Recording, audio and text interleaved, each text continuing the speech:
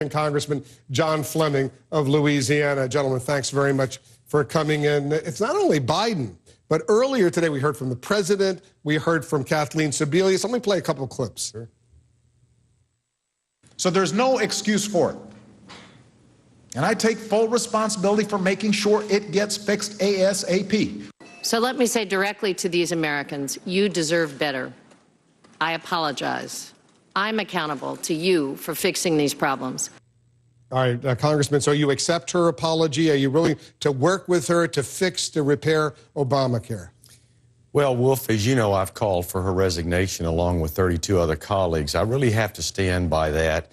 I really sincerely believe this could have been prevented. We find that she does apologize. She says she's accountable, but then she also points fingers at a lot of the private contractors. It was her responsibility to be sure they were in line to begin with. But maybe they blundered, those private contractors. You've worked with government contractors. A lot of times they screw it up.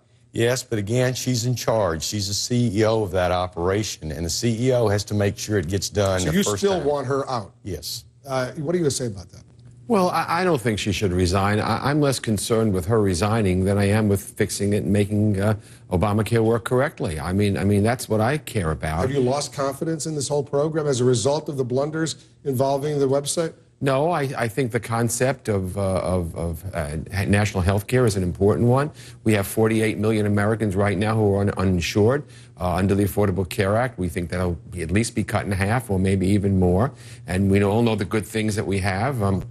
You can't be denied insurance for pre-existing condition. Your children can stay on your health plan up to age 26. There are lots of good things there. I don't want to throw the baby out with the bathwater. And Congressman, you're a physician, so you like those positive aspects of Obamacare, that people can't get kicked off if they get ill, if they have pre-existing conditions, they can still get health insurance. Young people can stay on their parents' program till the age of 26. You like all that? Well, Wolf, I came to Washington as a physician to have health care reform.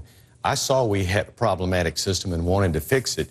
The problem is that what is the cost of what we're achieving now? And the cost is too high. As you know, people are being kicked off of their present insurance, and now they're going to have to pay a lot more for the new Obamacare. What do you say about that, Congressman, that some people won't be able to continue the health insurance, the bare bones health insurance policies they may have had? They were relatively cheap, and now they're going to be forced to get something that meets higher standards but will be more expensive. Well, you know, there are a lot of people where it's quite the opposite. In fact, there are many more people who are going to get health care in my home state of New York for a cheaper rate than they currently get it. We need to make sure that people who are suffering as a result, that we fix this, and we try to fix it as best we can. But there are always cases that are cited as if it's the norm. It's not the norm. There are some people, it's unfortunate, and again, we have to try to make those people whole. But basically, we think that the Affordable Health Care Act is going to allow people to purchase insurance at a cheaper rate. Unfortunately, Wolf, in most states, most venues, the rates are going up stratospherically. Is that true?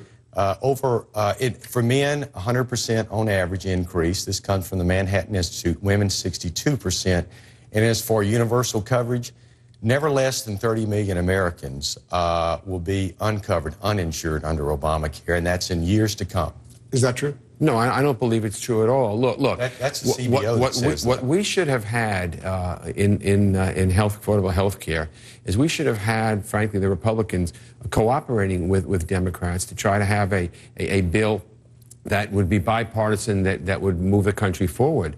But Republicans have rejected this from day one. And you know, it was passed by Congress, it was signed by the president, it was upheld by the Supreme Court. There was a presidential election run in 2012 on it. It's the law of the land. We need both sides of the aisle to come together to fix it. All major bills like this needs some tweaking, and rather than the Republicans trying to shut down the government, defund it, kill it, they should work with us to try to improve it. Unfortunately, not a single Republican supported this bill. We had no input into it. Remember, the president classically said, I'll go with any member of Congress line by line over this law. We wrote him a number of letters, many of the physicians in the House GOP. We had no input into this. It's unpopular with the American people, and now people are getting a big surprise. They're being thrown off their existing insurance and asked to pay a lot more for the future insurance coverage. In New York State, and you're from New York State, there seems to be a pretty good response, but a lot of those people who are signing up are getting Medicaid. And they're not putting money into the system. They're getting money out of the system, in effect, but which is good. They're finally going to get health insurance, but they're not getting enough young people who are healthy in their 20s, 30s, and 40s who are yet signing up. Well, that's why you have the individual mandate, which the program only works if everybody signs up. You have to have young people sign up. They can't sign up if the website's not working. Well, listen, there's no excuses. I'm not going to make any excuses for the websites. I mean, that's really inexcusable. But I would say to my friend and colleague here, the reason why Republicans had no input is they chose to have no input. Well, they rejected this from day one. They voted against it from day one. We would have welcomed bipartisan input. I would have preferred it. But they were naysayers from day one. We applied a number of amendments. They stripped them out during conference. No, we had no input into this. We have a lot of great ideas that are market-based, patient-centered, and they were all rejected by Democrats. It's now the law of the land. You're going to have to live with it unless there's a new president in 2016 who decides to take steps to end it. Right. You know, the 55-mile-an-hour speed limit was the law of the land at one time. It's not any longer. Right, so you think it's going to change at some point down the road. Guys, let's leave it there and continue this down the road. John Fleming, thanks very much. Thank you. Eliot Engel, thanks to you as well. Here's a quick look.